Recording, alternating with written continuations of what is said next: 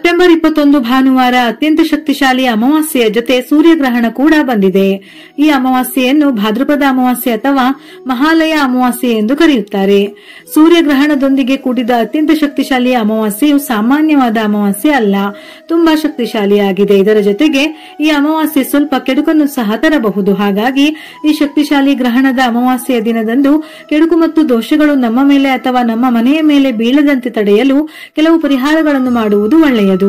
ಸಾಮಾನ್ಯ ದಿನಗಳಲ್ಲಿ ಮಾಡುವ ಪೂಜೆ ಪುನಸ್ಕಾರಕ್ಕಿಂತ ಇಂತಹ ಶಕ್ತಿಶಾಲಿ ದಿನ ಮಾಡುವ ಪೂಜೆಗೆ ದುಪ್ಪಟ್ಟು ಫಲ ಸಿಗುತ್ತದೆ. ಹಾಗೆಯೇ ಕೆಲವೊಂದು ಪರಿಹಾರ ಮಾಡಿದರೆ ಅದು ಸಿದ್ಧಿಸುತ್ತದೆ. ಹಾಗಾಗಿ ಅಮಾವಾಸ್ಯೆ ದಿನ ಮಾಡುವ ಪ್ರತಿಯೊಂದು ಪರಿಹಾರಗಳಿಗೂ ಬಹಳ ಶಕ್ತಿ ಇರುತ್ತದೆಯಂತೆ. ಈ ಗ್ರಹಣವು ಸೆಪ್ಟೆಂಬರ್ 21ರ ರಾತ್ರಿ 11 ಗಂಟೆಗೆ ಪ್ರಾರಂಭವಾಗಿ ಸೆಪ್ಟೆಂಬರ್ 22ರ ಬೆಳಗಿನ ಜಾವ 3:34 ಮುಕ್ತಾಯವಾಗುತ್ತದೆ. ಇದು ಭಾಗಶಃ ಸೂರ್ಯಗ್ರಹಣವಾಗಿದ್ದು ಇದರಲ್ಲಿ ಚಂದ್ರನು ಸೂರ್ಯನನ್ನು ಕೆಲವು ಭಾಗವನ್ನು ಮಾತ್ರ ಆವರಿಸುತ್ತಾನೆ. ಹಾಗಾಗಿ ಭಾರತದಲ್ಲಿ ಕಾಣಿಸುವುದಿಲ್ಲ. ಗ್ರಹಣ ಗೋಚರಿಸದೇ ಇದ್ದರೂ ಅದರ ಪ್ರಭಾವ ಖಂಡಿತವಾಗಿಯೂ ಇರುತ್ತದೆ. ಹಾಗಾಗಿ ಕೆಲವೊಂದು ಪರಿಹಾರ ಮಾಡುವುದು ಒಳ್ಳೆಯದು. ಅಮಾವಾಸ್ಯೆಯು ನಕಾರಾತ್ಮಕ ಶಕ್ತಿಗಳನ್ನು ದೂರ ಮಾಡಲು ಮತ್ತು ಸಕಾರಾತ್ಮಕ ಶಕ್ತಿಗಳನ್ನು ಆಕರ್ಷಿಸಲು ಸೂಕ್ತ ಸಮಯ. ಅಮಾವಾಸ್ಯೆ ದಿನದ ಪರಿಹಾರಗಳು ಬಹಳ ಪ್ರಸಿದ್ಧವಾಗಿದೆ.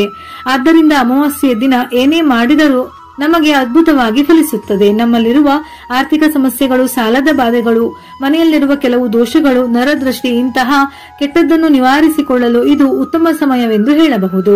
ಹಾಗಾಗಿ ಅಮಾವಾಸ್ಯೆ ದಿನ ಈ ಒಂದು ಶಕ್ತಿಶಾಲಿ ಪರಿಹಾರ ಮಾಡಿದರೆ ನಿಮಗೆ ಯಾವುದೇ ಸಮಸ್ಯೆಗಳಿದ್ದರೂ ಅದು ಖಂಡಿತವಾಗಿಯೂ ನಿವಾರಣೆಯಾಗುತ್ತದೆ. ಈ ಪರಿಹಾರವನ್ನು ಅಮಾವಾಸ್ಯೆಯ ದಿನ ಯಾವ ಸಮಯದಲ್ಲಾದರೂ ಮಾಡಬಹುದು, ಆದರೆ ಸಂಜೆ ಸಮಯದಲ್ಲಿ ಮಾಡಿದರೆ ಬಹಳ ಶ್ರೇಷ್ಠ. ಯಾಕೆಂದರೆ ಅಮಾವಾಸ್ಯೆಯ ದಿನ ಸಂಜೆ ಲಕ್ಷ್ಮೀ ದೇವಿ ಭೂಲೋಕಕ್ಕೆ ಸಂಚಾರಕ್ಕೆ ಬರುತ್ತಾಳೆ ಎನ್ನುವ ವಾಡಿಕೆ. ಹಾಗಾಗಿ ಸಂಜೆ ಸಮಯ ಮಾಡಿದರೆ ಬಹಳ ಪ್ರಶಸ್ತವಾದ ಸಮಯ. ಇಷ್ಟು ದಿನ ಪಿತೃಕಾರ್ಯ ಮಾಡದವರು ಈ ದಿನ ಮಾಡಬಹುದು. ಅಲ್ಲದೆ ಪಿತೃಗಳ ಕಾರ್ಯ ಮಾಡಲು ಇದು ಕೊನೆಯ ದಿನ. ಲಕ್ಷ್ಮೀ ದೇವಿಗೆ ಪ್ರಿಯವಾದ ದಿನಗಳಲ್ಲಿ ಅಮಾವಾಸ್ಯೆ ತಿಥಿಯು ಕೂಡ ಒಂದು. ಈ ದಿನ ಬೆಳಿಗ್ಗೆ ತಲೆಸ್ನಾನ ಮಾಡಿ ದೇವರ ಮನೆಯಲ್ಲಿ ಲಕ್ಷ್ಮೀ ದೇವಿಯನ್ನು ಪ್ರಾರ್ಥಿಸಿ ಒಂದು ತುಪ್ಪದ ದೀಪವನ್ನು ಬೆಳಗಿಸಿ ಲಕ್ಷ್ಮೀ ದೇವಿಗೆ ನಮಸ್ಕಾರ ಮಾಡಿ. ಅಮಾವಾಸ್ಯೆಯ ದಿನ ತುಪ್ಪದ ದೀಪ ಬೆಳಗಿಸಿದರೆ ಲಕ್ಷ್ಮೀ ದೇವಿಯ ಆಶೀರ್ವಾದ ಬೇಗ ಸಿಗುತ್ತದೆ. ಲಕ್ಷ್ಮೀ ದೇವಿಯ ಅನುಗ್ರಹದಿಂದ ನಿಮ್ಮ ಮನೆಯಲ್ಲೆಲ್ಲ ಸಂಪತ್ತು ವೃದ್ಧಿಯಾಗುತ್ತದೆ. ಹಣವನ್ನು ಗಳಿಸಲು ಒಳ್ಳೆಯ ದಾರಿಗಳು ಸಿಗುತ್ತವೆ. ಜೀವನದಲ್ಲಿ ಹಣದ ಕೊರತೆ ಉಂಟಾಗುವುದಿಲ್ಲ. ಪ್ರತಿಯೊಬ್ಬರ ಆಸೆಯೂ ಈಡೇರುತ್ತದೆ. ಅಮಾವಾಸ್ಯೆ ತಿಥಿ ಸಮಯ ಸೆಪ್ಟೆಂಬರ್ 21ರ ಬೆಳಗಿನ ಜಾವ 12:16 ಪ್ರಾರಂಭವಾಗಿ ಸೆಪ್ಟೆಂಬರ್ 22ರ ಬೆಳಗಿನ ಜಾವ 1:23 ಮುಕ್ತಾಯವಾಗುತ್ತದೆ. ಅಮಾವಾಸ್ಯೆಯ ದಿನ ಸ್ನಾನ ಮಾಡುವ ನೀರಿಗೆ ಗಂಗಾಜಲ ಅಥವಾ ಅರಿಶಿನ ಮತ್ತು ಕರ್ಪೂರವನ್ನು ಸೇರಿಸಿ ಸ್ನಾನ ಮಾಡಿದರೆ ಪುಣ್ಯ ನದಿಗಳಲ್ಲಿ ಸ್ನಾನ ಮಾಡಿದಷ್ಟು ಫಲ ಲಭಿಸುತ್ತದೆ. ಜಾತಕದಲ್ಲಿ ಏನಾದರೂ ದೋಷಗಳಿದ್ದರೂ ನಿವಾರಣೆಯಾಗುತ್ತದೆ. ಈ ಪರಿಹಾರ ಮಾಡುವ ಮೊದಲು ತಲೆ ಸ್ನಾನ ಮಾಡಬೇಕು. ನಂತರ ಒಂದು ಕೆಂಪು ವಸ್ತ್ರವನ್ನು ದೇವರ ಮನೆಯಲ್ಲಿಟ್ಟು ಆ ವಸ್ತ್ರಕ್ಕೆ 4 ಕಪ್ಪು ಕವಡೆ, 1 ಚಮಚದಷ್ಟು ನವಧಾನ್ಯ, ಸಿಪ್ಪೆ ತೆಗೆಯದ ತೆಂಗಿನಕಾಯಿ, 1-2 ಚಮಚದಷ್ಟು ಕಲ್ಲುಪ್ಪು, ಹಸಿರು ಬಣ್ಣದ 5 ಏಲಕ್ಕಿ, 1 ಚಿಟಿಕೆ ಅರಿಶಿನ ಮತ್ತು ಕುಂಕುಮ, ಸ್ವಲ್ಪ ಗುಲಾಬಿ ದಳಗಳನ್ನು ಹಾಕಬೇಕು. ಇದರಲ್ಲಿರುವ ವಸ್ತುಗಳು ಲಕ್ಷ್ಮೀ ದೇವಿಗೆ ಅತ್ಯಂತ ಪ್ರಿಯ ಹಾಗೂ ಪವಿತ್ರ ವಸ್ತುಗಳು. ಮುಖ್ಯವಾಗಿ ಧನಾಕರ್ಷಣೆಯನ್ನು ಹೆಚ್ಚಿಸುವಂತಹ ವಸ್ತುಗಳು.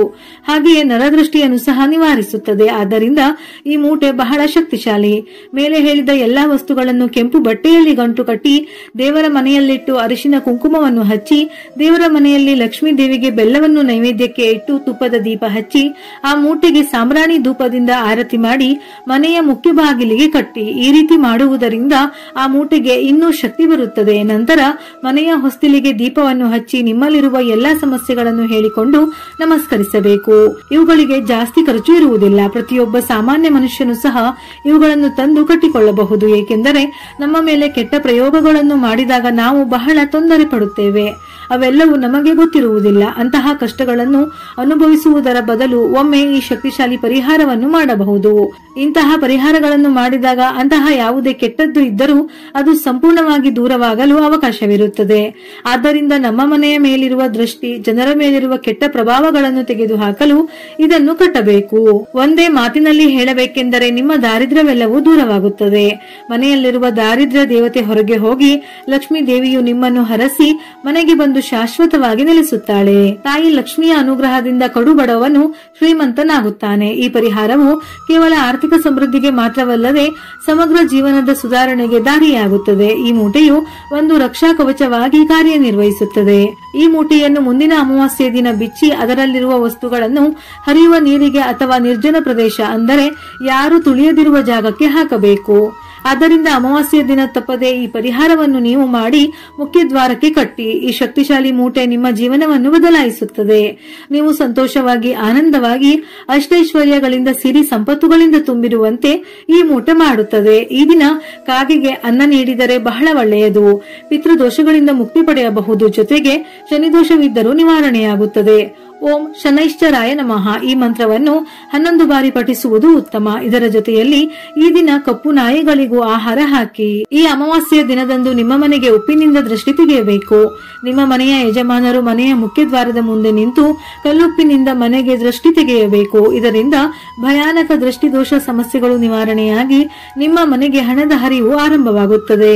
ಅಪಾರ ಸಾಲದ ಸಮಸ್ಯೆಗಳಿಂದ ಬಳಲುತ್ತಿರುವವರು ಈ ಅಮಾವಾಸ್ಯೆಯ ದಿನದಂದು ಒಂದು ಬೇವಿನ ಗಿಡವನ್ನು ನೆಡಿ. ಇದರಿಂದ ಅತಿ ಶೀಘ್ರದಲ್ಲೇ ನಿಮ್ಮ ಸಾಲಗಳೆಲ್ಲ ತೀರುತ್ತವೆ.